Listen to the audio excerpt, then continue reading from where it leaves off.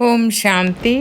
April 11వ తారీఖు 2024 ఉదయం మురళి. ఓం శాంతి. బాబ్దాదా మధువనము. ఈరోజు మధుర మహావాక్యాలు బాబా చెప్తున్నారు. మధురమైన పిల్లలు, తండ్రి వద్దకు మీరు రిఫ్రెష్ అయ్యేందుకు వస్తారు. ఇక్కడ మీకు ప్రాపంచిక ప్రకంపనాల నుండి అతీతమైన సత్యమైన వారి సత్సంగము లభిస్తుంది. ప్రశ్న: బాబా పిల్లల ఉన్నతి కొరకు సదా ఏ సలహాను ఇస్తారు? జవాబు: మధురమైన పిల్లలు, పరస్పరములో ఎప్పుడూ ప్రాపంచిక వ్యర్థ విషయాలను గురించి మాట్లాడకండి. ఎవరైనా వినిపించినా విననట్లు ఉండిపోండి. మంచి పిల్లలు తమ సర్వీసు బాధ్యతను ముగించుకొని తండ్రి స్మృతిలో నిమగ్నమై ఉంటారు. కానీ చాలామంది పిల్లలు వ్యర్థ విషయాలను చాలా సంతోషంగా వింటారు మరియు వినిపిస్తారు కూడా. ఇందులో చాలా సమయము వ్యర్థమైపోతుంది, ఉన్నతి కూడా జరగదు. ఓం శాంతి. 2 సార్లు ఓం శాంతి చెప్పినా అది సరైనదే. పిల్లలకు ఓం శాంతి అర్థము ముందే అర్థం చేయించబడింది. నేను ఆత్మను, శాంత స్వరూపాన్ని. నా స్వధర్మమే శాంతి అయినప్పుడు అడవులు మొదలైన స్థానాలలో వెతకడము వలన శాంతి లభించదు. అలాగే నేను కూడా శాంతి స్వరూపమునే అని తండ్రి చెప్తున్నారు. వాస్తవానికి ఇది చాలా సహజమే, కానీ మధ్యలో మాయతో యుద్ధము జరుగుతుంది కనుక కొద్దిగా కష్టము కలుగుతుంది. అనంతమైన తండ్రి తప్ప ఇతరులెవ్వరూ ఈ జ్ఞానాన్ని ఇవ్వలేరని పిల్లలకు తెలుసు. తండ్రి ఒక్కరే జ్ఞానసాగరులు. దేహదారులనెప్పుడూ జ్ఞానసాగరులని అనరు. రచయితయే రచన యొక్క ఆది మధ్యాంత జ్ఞానాన్ని ఇస్తారు. అది పిల్లలైన మీకు లభిస్తోంది. తండ్రి స్మృతి పాదరసము వంటిది కనుక మంచి మంచి అనన్యమైన పిల్లలు కూడా తండ్రి స్మృతిని మర్చిపోతారు. పాఠశాలలో అయితే తప్పకుండా నెంబర్ వారుగా ఉంటారు కదా. అంకెలను సదా స్కూల్లోనే లెక్కిస్తారు. సత్యయుగములో ఎప్పుడూ అలా నెంబరు లెక్కించరు. ఇది పాఠశాల. దీనిని అర్థం చేసుకునేందుకు కూడా గొప్ప బుద్ధి కావాలి. అర్ధకల్పము భక్తి నడిచిన తర్వాత జ్ఞానమిచ్చేందుకు జ్ఞానసాగరులు వస్తారు. భక్తి మార్గములో అందరూ దేహదారులైన కారణంగా జ్ఞానాన్ని ఇవ్వలేరు. శివబాబా భక్తి చేస్తారని అనరు. వారెవరి భక్తి చేయాలి? దేహరహితులు ఆ తండ్రి ఒక్కరే. వారు ఎవ్వరి భక్తిని చేయరు. మిగిలిన దేహదారులందరూ రచన అయినందున భక్తి చేస్తారు. ఒక్క తండ్రి మాత్రమే రచయిత. ఈ కళ్ళ ద్వారా ఏవైతే చిత్రాలు మొదలైనవి చూస్తున్నారో అవన్నీ రచనయే. ఈ విషయాలను క్షణక్షణము మర్చిపోతారు. మీకు అనంతమైన వారసత్వము తండ్రి లేకుండా లభించదని తండ్రి చెప్తున్నారు. వైకుంఠ సామ్రాజ్యము మీకు లభిస్తుంది. 5000 సంవత్సరాల క్రితము భారతదేశంలో లక్ష్మీనారాయణల రాజ్యం ఉండేది. 2500 సంవత్సరాలు సూర్యవంశీ, చంద్రవంశీ రాజ్యాలు నడిచాయి. ఇది నిన్నటి విషయమేనని పిల్లలైన మీకు తెలుసు. ఇది తండ్రి తప్ప ఇతరులెవ్వరూ తెలియజేయలేరు. ఆ తండ్రే పతిత పావనులు. ఇది అర్థం చేయించేందుకు కూడా చాలా కష్టపడవలసి వస్తుంది. తండ్రి స్వయంగా చెప్తున్నారు, కోటిలో ఏ ఒక్కరో అర్థం చేసుకుంటారు. తండ్రి ఈ చక్రాన్ని కూడా అర్థం చేయించారు. ఈ జ్ఞానము పూర్తి ప్రపంచం కొరకు ఇవ్వబడింది. మెట్ల చిత్రం కూడా చాలా బాగుంది. అయినా కొందరు అసంతృప్తిగానే ఉంటారు. వివాహముల కొరకు కళ్యాణ మంటపాలు కట్టించిన వారి వద్దకు వెళ్ళి అర్థం చేయించి దృష్టినివ్వండి. పోను పోను ఈ విషయాలు అందరికీ ఇష్టమవుతాయి. పిల్లలైన మీరు అర్థం చేయించాలి. తండ్రి ఎవరి వద్దకు వెళ్ళరు. భగవాను వాచ, పూజారులను ఎప్పుడూ పూజ్యులని అనరు. కలియుగములో పవిత్రులు ఒక్కరు కూడా ఉండజాలరు. పూజ్య దేవీ దేవతా ధర్మస్థాపనను కూడా అత్యంత పూజ్యులెవరో వారే చేస్తారు. అర్ధకల్పము పూజ్యులుగా, తర్వాత అర్ధకల్పము పూజారులుగా ఉంటారు. ఈ బాబా అనేక మంది గురువులను ఆశ్రయించారు. కానీ గురువులను ఆశ్రయించడం భక్తి మార్గమని ఇప్పుడు తెలుసుకున్నారు. ఇప్పుడు పూజ్యులుగా తయారు చేసే సద్గురువే లభించారు. కేవలం ఒక్కరిని కాదు, అందరినీ తయారు చేస్తారు. సర్వుల ఆత్మలు పూజ్య సతోప్రధానంగా అయిపోతాయి. ఇప్పుడు తమోప్రధానంగా పూజారులుగా ఉన్నారు. ఇవి అర్థం చేసుకోవలసిన పాయింట్లు. తండ్రి చెప్తున్నారు, కలియుగములో పవిత్ర పూజ్యులు ఒక్కరు కూడా ఉండరు. అందరూ వికారాల ద్వారానే జన్మిస్తారు. ఇది రావణ రాజ్యము. ఈ లక్ష్మీనారాయణులు కూడా పునర్జన్మలను తీసుకుంటారు. కానీ వారు పూజ్యులు. ఎందుకంటే అక్కడ రావణుడే ఉండడు. రామరాజ్యమని అంటారు. కానీ అది ఎప్పుడుండేదో, రావణరాజ్యంగా ఎప్పుడవుతుందో ఏమాత్రమూ తెలీదు. ఈ సమయంలో ఎన్ని సభలున్నాయో చూడండి.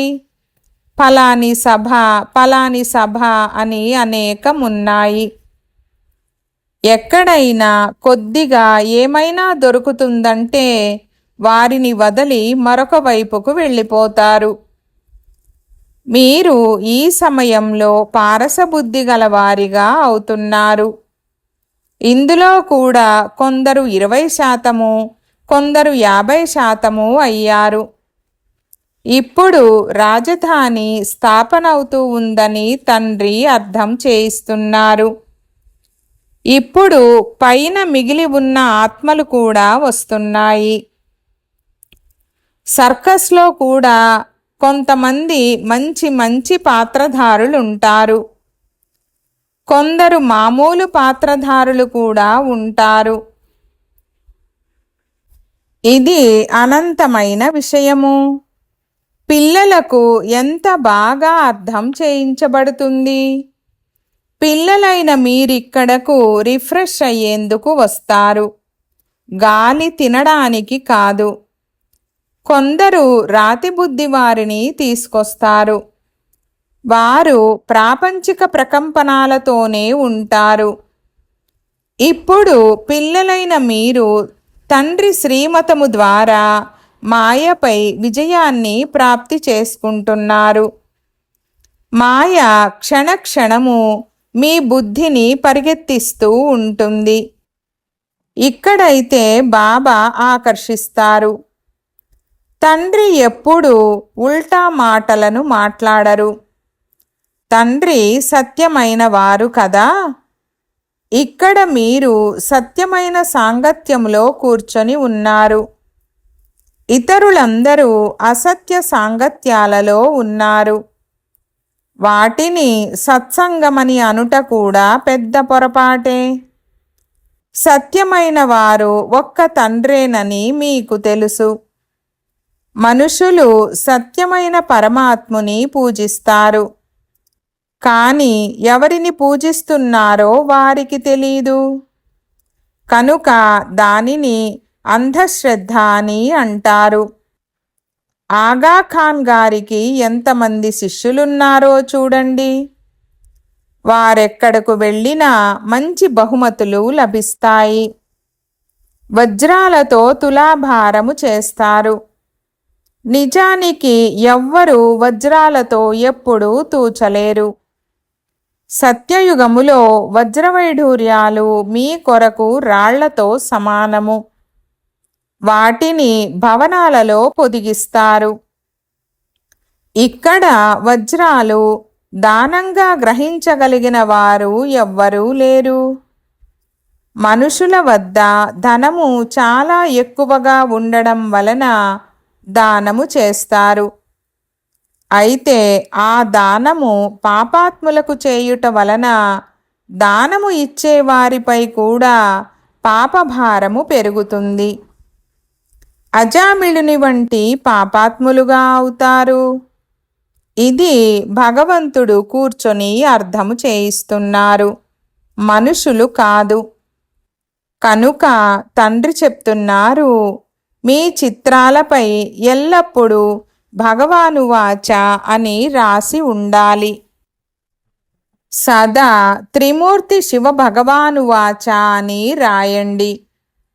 కేవలం భగవంతుడంటే కూడా మనుషులు తికమక పడతారు. భగవంతుడు నిరాకారులు, కనుక త్రిమూర్తి అని తప్పకుండా రాయాలి. కేవలం శివబాబా అని కాదు. బ్రహ్మ, విష్ణు, శంకరులు ముగ్గురు పేర్లుండాలి. బ్రహ్మదేవతాయ నమః తర్వాత వారిని గురువని కూడా అంటారు. శివశంకరులు ఒక్కరే అని అనేస్తారు.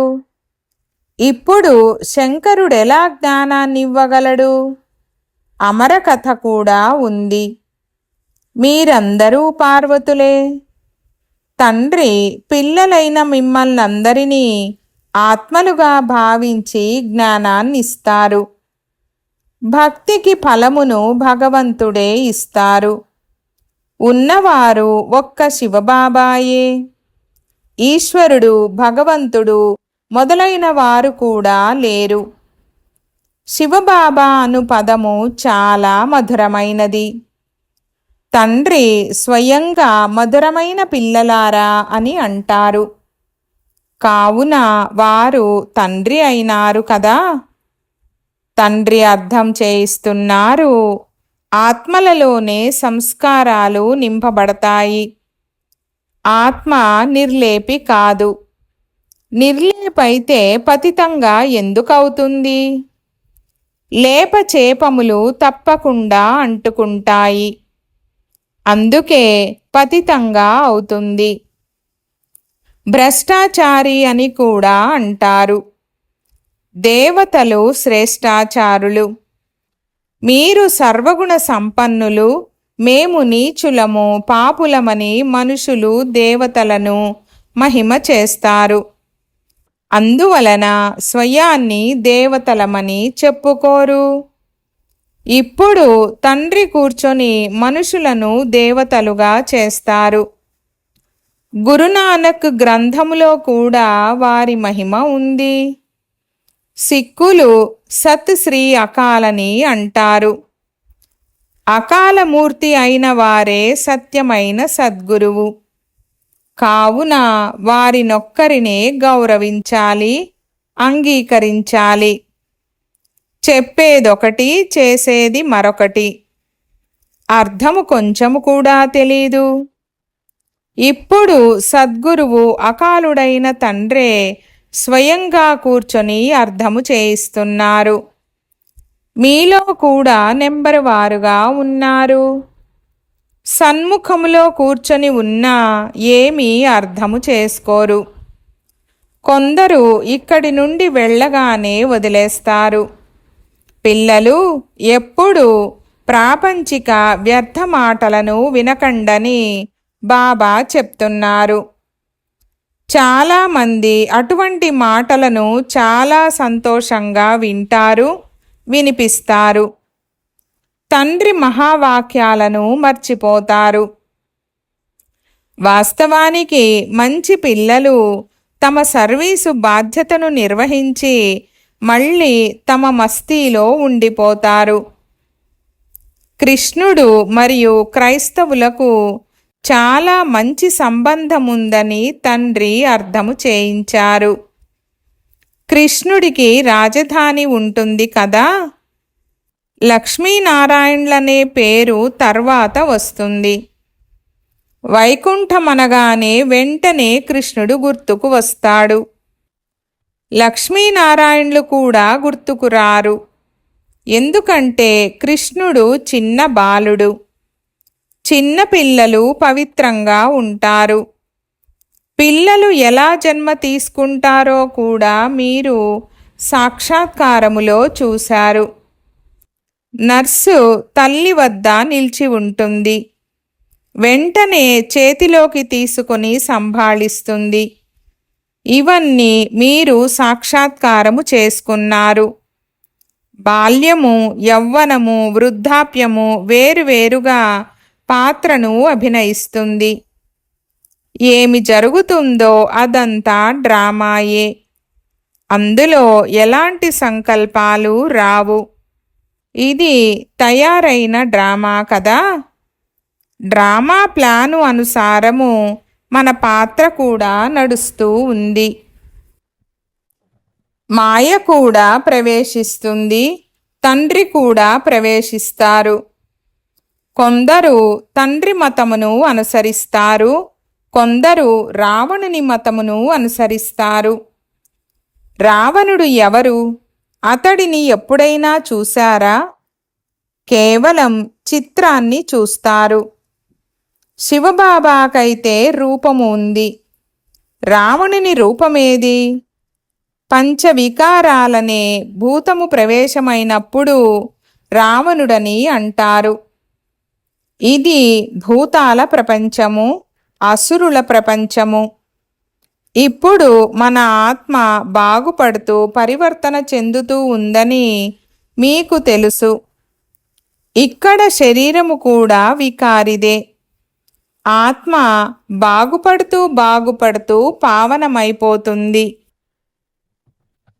తర్వాత ఈ శరీరాన్ని వదిలేస్తుంది. తర్వాత మీకు సతోప్రధానమైన శరీరము లభిస్తుంది, కాంచనకాయము లభిస్తుంది. అంటే ఆత్మ కూడా కంచనముగా ఉంటుంది. బంగారు మేలిమిగా ఉంటే ఆభరణాలు కూడా మేలిమిగానే తయారవుతాయి. బంగారులో కల్తీ కూడా చేస్తారు. ఇప్పుడు పిల్లల బుద్ధిలో ఆది మధ్యాంతాల జ్ఞానము తిరుగుతూ ఉంటుంది. మనుషులకు కొంచెము కూడా తెలీదు.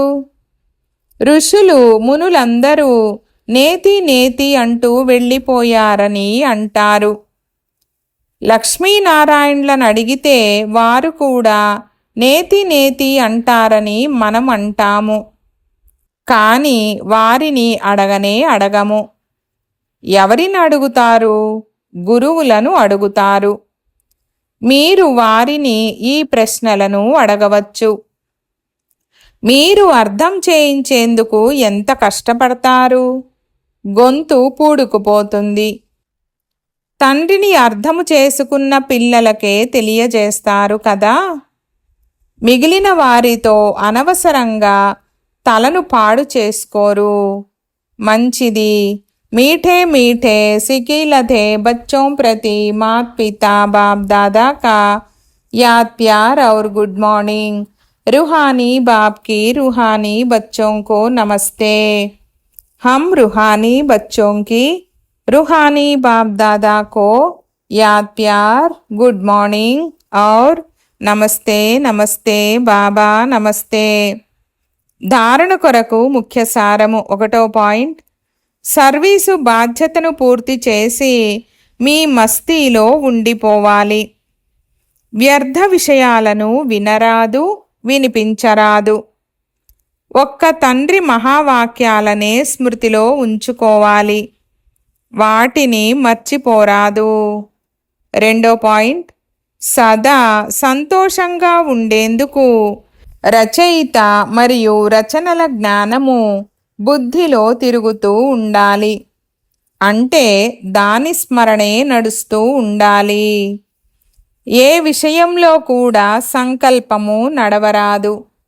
దాని కొరకు డ్రామాను బాగా అర్థం చేసుకొని పాత్రను అభినయించాలి. వరదానము: మైపన్ నాది అనే దానిని బాబాలో ఇమిడ్చి వేసే నిరంతర యోగి, సహజయోగి భవ. వివరణ: ఏ పిల్లలకైతే తండ్రిపై ప్రతి శ్వాసలో ప్రేమ ఉందో, ప్రతి శ్వాసలో బాబా బాబా అని అంటూ ఉంటారో, వారికి యోగము గురించి శ్రమ చేయాల్సి ఉండదు. స్మృతికి రుజువు వారి నోటి నుండి ఎప్పుడూ నేను అనే శబ్దము వెలువడదు, బాబా బాబా అనే శబ్దమే వెలువడుతుంది. మైపన్ బాబాలో ఇమిడిపోతుంది. బాబా బ్యాక్ బోన్గా ఉన్నారు. బాబా చేయించారు. బాబా సదా తోడుగా ఉన్నారు. మీతోనే ఉంటాను, తింటాను, నడుస్తాను, తిరుగుతాను. ఈ స్మృతి ఎమర్జ్ రూపంలో ఉండే వారినే సహజయోగులని అంటారు. స్లోగన్: నేను నేను అని అనడం అంటే మాయ అనే పిల్లిని ఆహ్వానించడం. బాబా బాబా అని అంటే మాయ పారిపోతుంది. ఓం శాంతి.